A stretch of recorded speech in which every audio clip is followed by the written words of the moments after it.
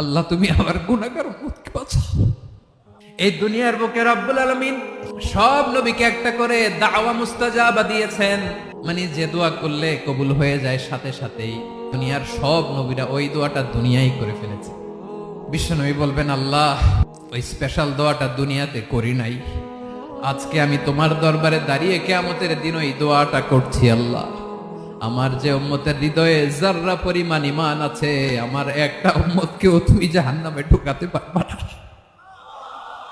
বিশ্বনবী পাগলের মতো একবার হাউজে কাউসারে যাবেন, একবার সিরাতে যাবেন, একবার পুলসিরাতের দিকে, একবার হাউজে কাউসারের দিকে পাগলের মতো দৌড়াতে থাকবেন, তার কোনো গুনাহগার উম্মত যাতে জাহান্নামে ঢুকে না যায়।